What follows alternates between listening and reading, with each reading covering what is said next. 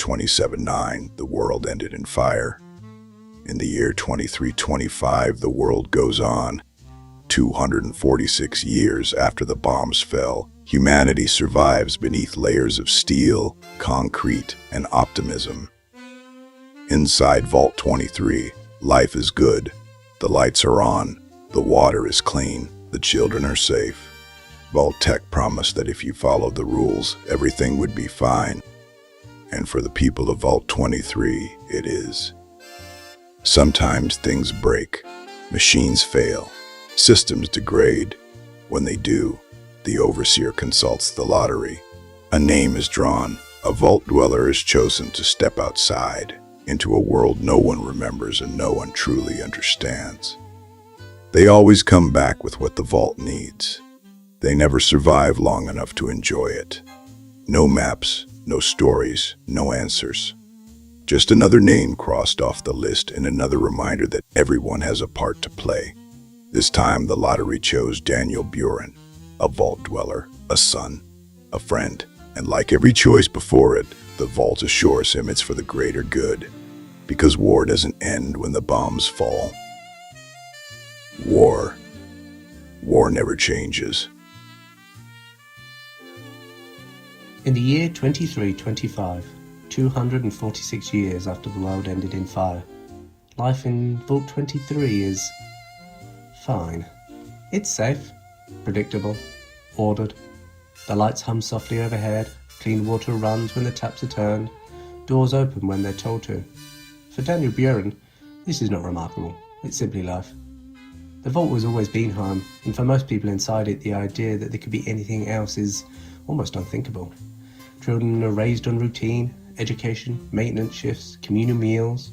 Vault-Tec posters still line the walls, smiling families frozen in time, promising a better future just beyond the next generation.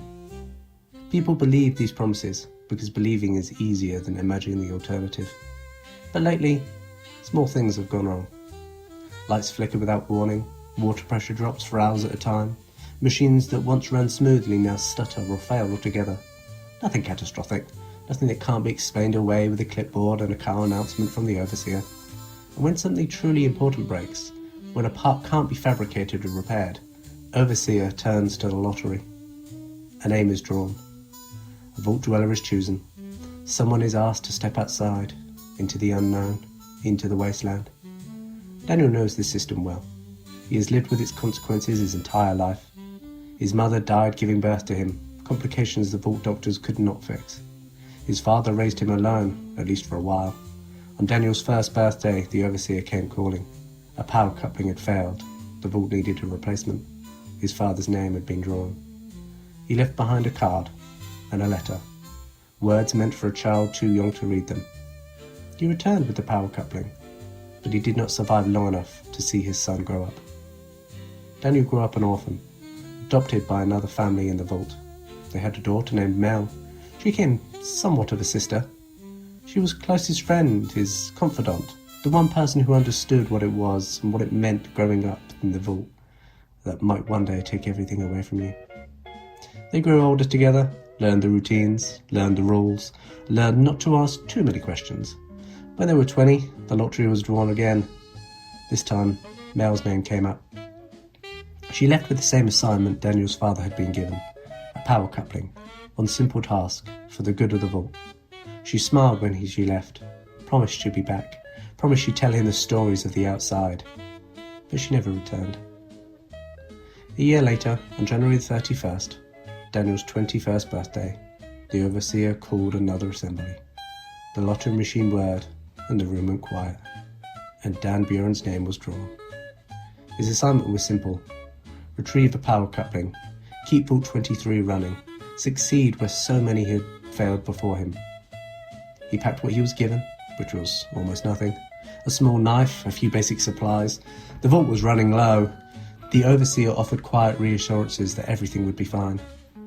As Daniel stepped through the Vault door, sealing it behind him, he noticed something waiting just outside. A small package. Inside, a telemeter pistol, a handful of bottle caps, and a postcard. On the back was a symbol Daniel knew well, one Mel used to draw on all of her notebooks, on walls, on scraps of paper when she thought no one was looking. And a short message. It's not what it seems. Find me. M. The card named a place, Megaton.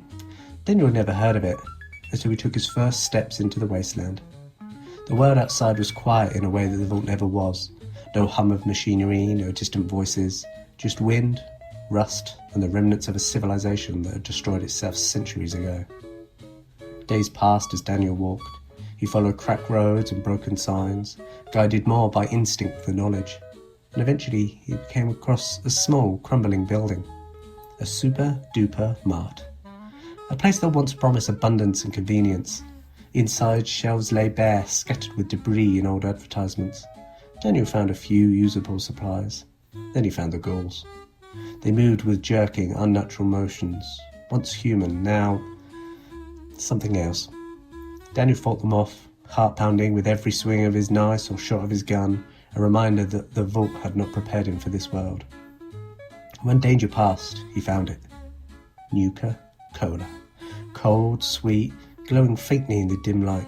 He drank it without hesitation and fell in love. Each bottle carried a sticker, a small piece of colour in a grey world. Daniel peeled it off and carefully tucked it away. A small habit, a small comfort, something worth collecting.